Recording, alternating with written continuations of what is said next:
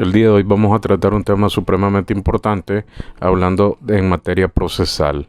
Se llama exactamente la sucesión procesal. Siempre recordemos que vamos a referirnos a la materia civil.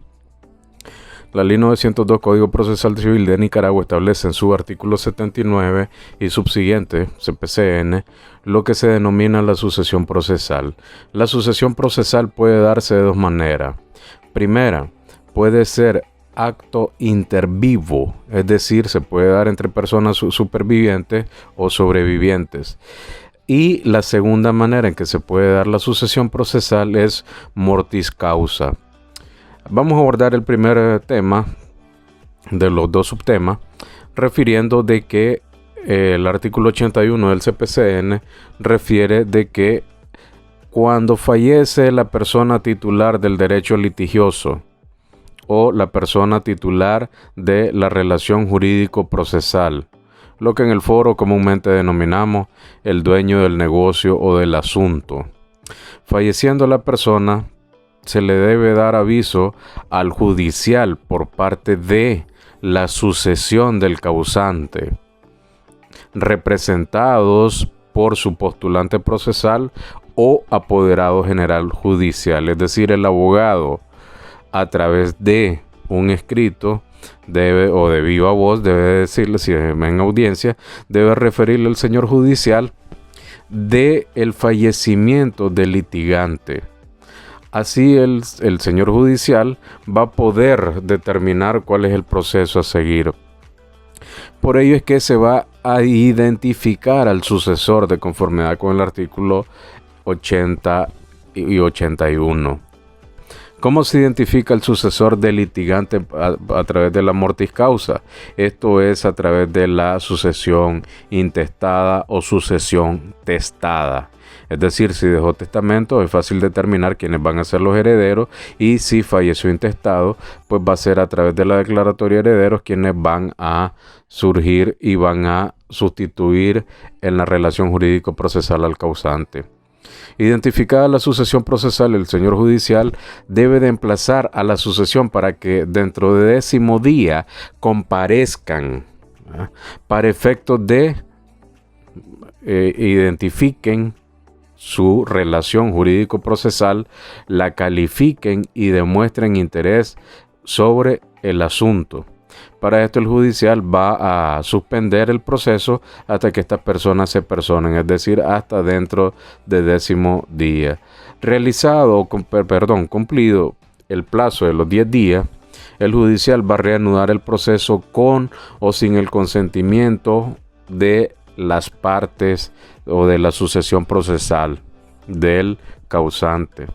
Asimismo, el artículo 81 CPCN nos refiere que en el caso de la sucesión procesal mortis causa, si el litigante fallecido es el demandado y la otra parte no conoce al sucesor, es decir, el demandante no conoce a la sucesión del demandado o no es localizado, debe notificarse a la Procuraduría General de la República la existencia de este proceso.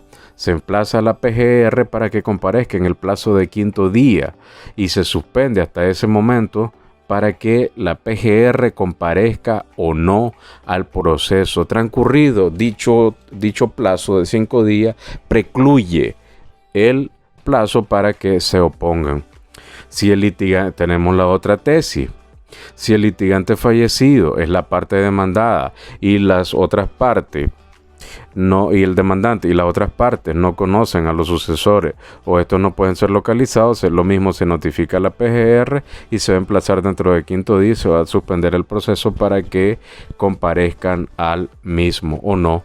Eso depende de la posición que tomen o de la estrategia o teoría del caso que tomen los sucesores procesales, ya sean como demandante o demandado. Asimismo, el 81 del Código Procesal Civil de Nicaragua nos dice de que o hasta que haya testimonio en el proceso de ser notificada la cesación del mandato, transcurridos los cuales continuará el proceso conforme a lo previsto en el Código. Es decir, de que puede suceder que la parte demandada, en este caso, no se allegue al proceso, no se avenga al proceso.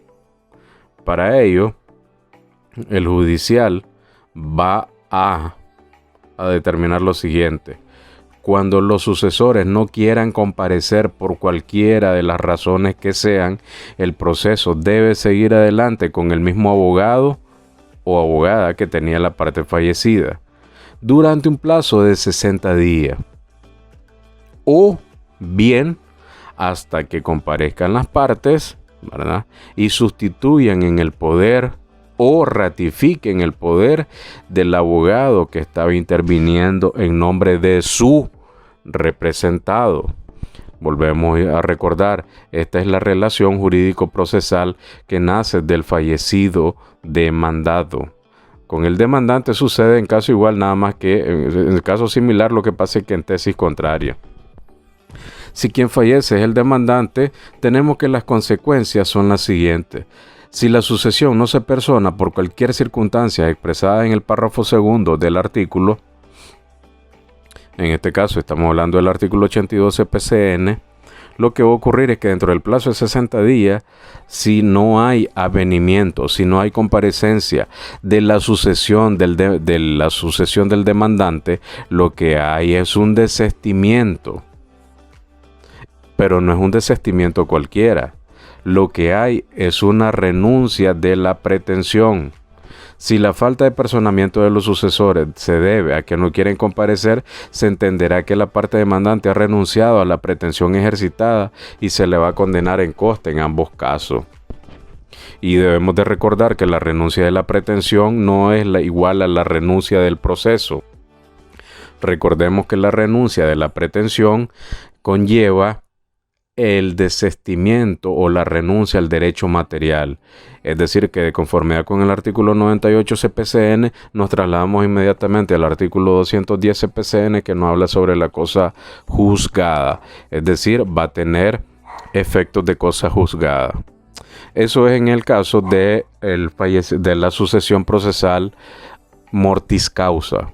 La sucesión procesal inter vivo es un poco más simple, por cuanto la persona que adquiere el derecho, es decir, el derecho litigioso, podrá acreditar que se le ha transmitido el derecho y como tal va a solicitar o puede solicitar y debe solicitar que se le ponga en el lugar del transmitente del derecho, en este caso, de la persona que estaba demandado o del demandante.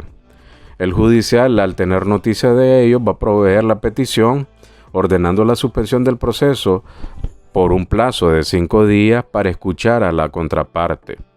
Si la contraparte no tiene objeción, si no se opone, el judicial por auto va a levantar la suspensión y dispondrá que la persona adquirente ocupe la posición que tenía el antiguo transmitente del derecho. Es decir, que aquí el CPCN, el Código Procesal Civil de Nicaragua, nos permite la cesión de derechos litigiosos de las que nos habla el Código Civil. En el caso contrario de que la parte contraria, valga la redundancia, manifiesta su posición al entrar al proceso de la nueva persona o del adquirente, el judicial va a resolver por auto lo que estime procedente. De ello podemos referir de que puede también surgir la denegación de la sucesión por transmisión de objeto inter vivo del derecho litigioso o del objeto litigioso de conformidad con el artículo 83 CPCN. ¿Cómo se puede o por qué se puede o bajo qué causales se puede denegar el derecho? Cuando se trate de cercenar derechos o tutelas fundamentales de terceras personas, cuando se quiere hacer con fraude en la ley. Esas son las causales por las cuales el derecho litigioso puede ser suspendido. No se va a acceder a la sucesión cuando la parte contraria se oponga acreditando que le competen derechos de defensa en relación con lo que sea objeto del proceso, y solamente lo puede hacer valer contra el transmitente del derecho controvertido.